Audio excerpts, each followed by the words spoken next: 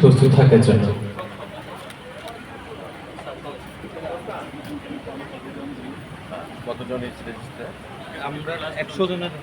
আমি আহ্বান জানাচ্ছি। ধন্যবাদ। আমাদের স্যারকে বরণ করে নেবে টিনা ভৌমিক ম্যাম।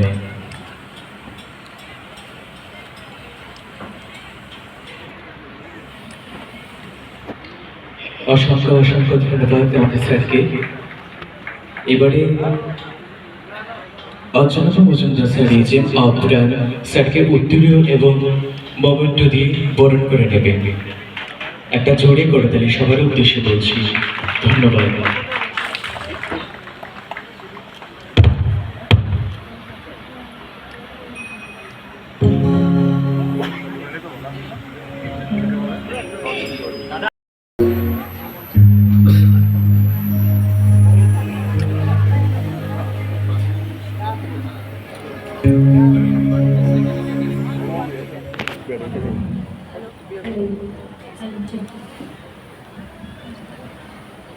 আন্তরমম বিকশিত করো, আন্তরতর নির্মল করো, উজ্জ্বল করো, সুন্দর করো।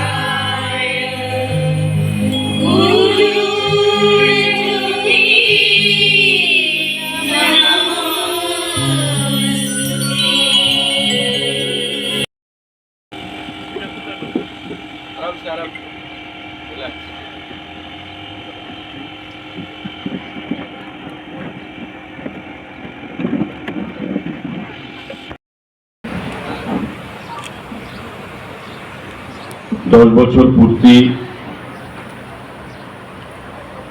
উপলক্ষে প্রাণ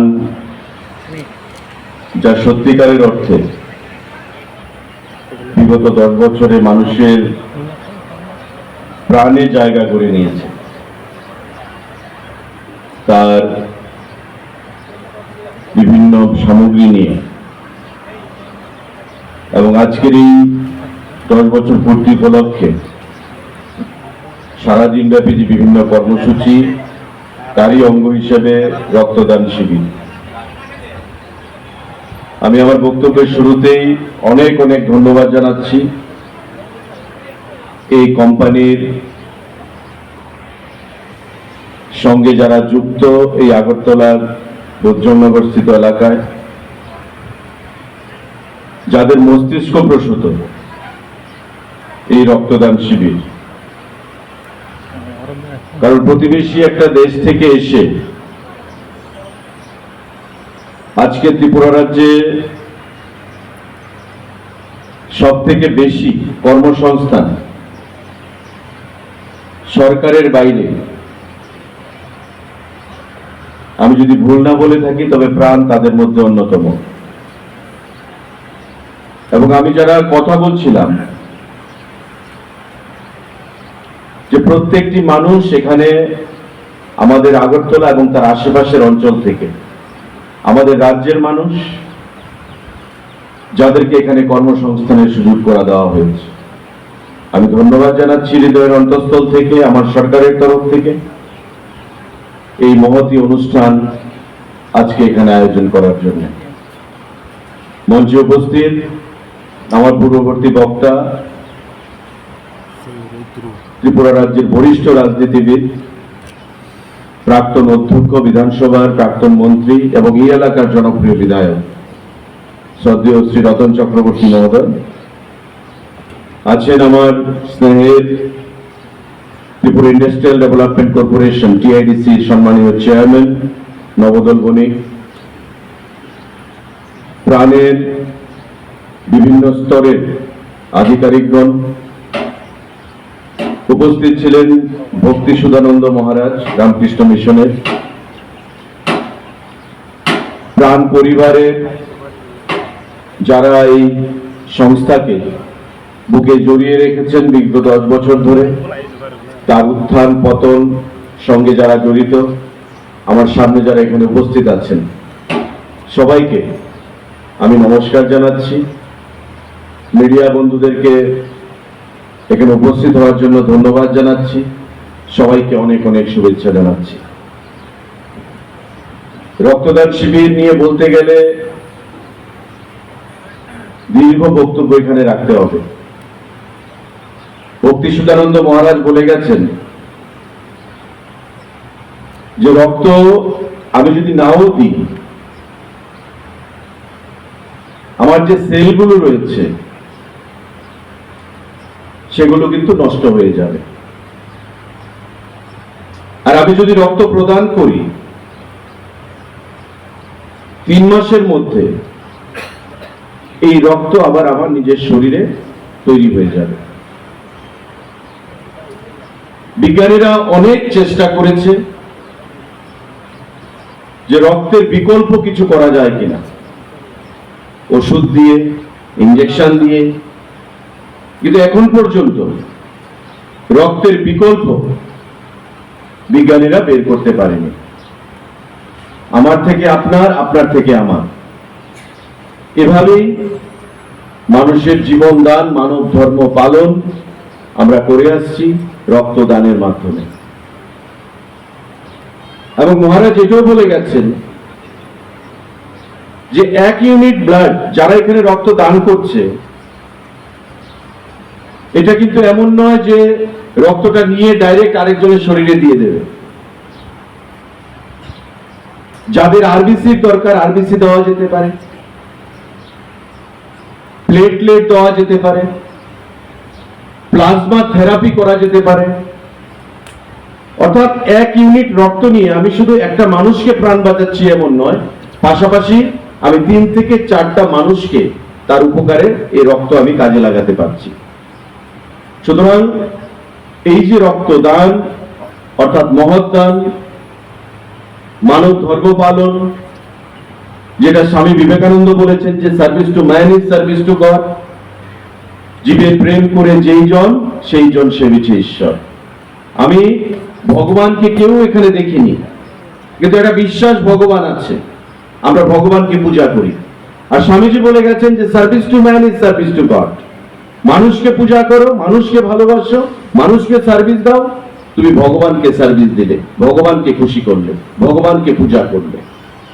আজকে এই রক্তদান আমরা বলবো যে মানব ধর্ম পালন, মানুষকে পূজা করছি, মানুষের বিপদে আমরা এগিয়ে এসেছি, এবং এর থেকে মহৎ কাজ আর কোনো কিছু হতে পারে বলে আজকে আমাদের সমাজে আমরা মনে করি না। যে কোনো মহৎ কাজ, আজকে দেখুন এখানে 10 বছর পূর্তি তাদের, এটা একটা মহৎ কাজ, সেটাকে স্মরণীয় করে রাখতে হবে বিভিন্ন কর্মসূচির মধ্যে। তাই রক্তদানের মাধ্যমে সেটা শুভ সূচনা হয়েছে। অন্নপ্রাশন কোনো পরিবারের শিশুর রক্তদানের মাধ্যমে সূচনা হচ্ছে। বাবার বা মার বাৎসরিক কোনো কাজ, শ্রাদ্ধানুষ্ঠান রক্তদানের মাধ্যমে অনেকে শুভ সূচনা করছে। হিন্দু শাস্ত্রে যে কোনো মহৎ কাজ যখন আমরা করি, দানের মাধ্যমে সূচনা করি, এবং আমরা মনে করি যে দানের মাধ্যমে যদি কোনো কাজ করি তবে সেই কাজ ফলপ্রসূ হবে, ঈশ্বর সন্তুষ্ট হবে এবং আমার কাজটা সুন্দরভাবে আমি সমাপ্ত করতে পারবো। তাই দানের মাধ্যমে কোনো জিনিস যদি আমরা শুভ সূচনা করতে চাই, তবে রক্তদান থেকে আরো সুন্দর কিছু সেখানে হতে পারে না। আমি অনেক অনেক অভিনন্দন জানাচ্ছি প্রাণ পরিবারকে, যেটা তারা বলেছে যে শুধু আগরতলার বাইরে উত্তর পূর্বাঞ্চলে তাদের প্রসার সেখানে করাতে চাইছে। পাশাপাশি আগামী দিনে কুয়েত, দুবাই, এই যে মধ্যপ্রাচ্যের এই দেশগুলো, সেই দেশগুলোর মধ্যেও তারা তাদের এক্সপোর্ট ইম্পোর্ট সেখানে বৃদ্ধি করবে এবং এতে করে আমাদের রাজ্যে এই যে প্রাণ কোম্পানি এখানে যারা জড়িত রয়েছেন তাদের কাছে একটা গর্বের বিষয় হয়ে দাঁড়াবে। যদিও আমাদের প্রতিবেশী রাষ্ট্র বাংলাদেশে এই প্রাণ কোম্পানির বর্তমানে যে পরিবেশ রয়েছে, আমরা ভগবানের কাছে প্রার্থনা করি পরিবেশ আরো উন্নতি হোক, দু দেশের মধ্যে রপ্তানি বাণিজ্য, আমদানি বাণিজ্য, সেখানে আমদানি রপ্তানি অনেক বৃদ্ধি ঘটুক, কারণ এতে করে আমাদের দু দেশেরই কিন্তু লস হচ্ছে, মানুষের কর্মসংস্থানে আঘাত আসছে, উন্নয়নের ক্ষেত্রে আঘাত আসছে, আমাদের সম্পর্কের মধ্যে সেখানে আঘাত আসছে। যত তাড়াতাড়ি এই সম্পর্কটাকে আরো উন্নত করা যায়, তত তাড়াতাড়ি আমাদের রাজ্যের এবং দেশের, আমাদের প্রতিবেশী রাষ্ট্র বাংলাদেশে ততই সেখানে মঙ্গল হবে। কারণ আমরা প্রতিবেশী রাষ্ট্র হিসেবে বাংলাদেশকে কখনো বিদেশি হিসেবে কখনো ভাবিনি, এখনো আমরা ভাবিনি। আমরা মনে করি বাংলাদেশ মানেই হচ্ছে আমাদের বন্ধু, বাংলাদেশ মানেই হচ্ছে আমার ভাই, বাংলাদেশ মানেই হচ্ছে আমার পরিবারের একজন সজ্জন ব্যক্তি। এই স্বজন যদি বিচ্ছেদ ঘটে তবে নিশ্চয়ই আমার প্রাণের মধ্যে সেখানে আঘাত লাগবে। আজকে প্রাণ যে জিনিসটা করতে চাইছে সেই জিনিসটাতে আঘাত আসবে, অন্তরায় হয়ে দাঁড়াবে। তাই আমরা প্রার্থনা করতে পারি, আশা করতে পারি যে দু দেশের মধ্যে সম্পর্ক আবার সুন্দর হবে, গতিশীল হবে, আমদানি রপ্তানি বাণিজ্য আরো বৃদ্ধি পাবে এবং প্রাণ যে জিনিসটা করার চেষ্টা করছে ত্রিপুরা রাজ্যে, হাইয়েস্ট বা one of the highest employer হিসাবে ত্রিপুরার মানুষকে কর্মসংস্থানের ব্যবস্থা করেছে, সেটা আগামী দিনে সামনের দিকে এগিয়ে নিয়ে যাবে, ত্বরান্বিত হবে আমাদের দু দেশের পথ চলা, বাণিজ্যিক ক্ষেত্রে, আমাদের নিজেদের সম্পর্কের ক্ষেত্রে। সেই আশা রেখে আজকে আমাকে এখানে আমন্ত্রণ করার জন্য অনেক অনেক ধন্যবাদ জ্ঞাপন করছি। আপনাদের পথ চলা আগামী দিনে আরো সুন্দর হবে, মসৃণ হবে, সাবলীল হবে, এই আশা রেখে আমি আমার বক্তব্য এখানে শেষ করছি। যারা রক্ত দান করছেন তাদেরকে অনেক অনেক ধন্যবাদ জ্ঞাপন করছি। সবাইকে নমস্কার, জয় হিন্দ।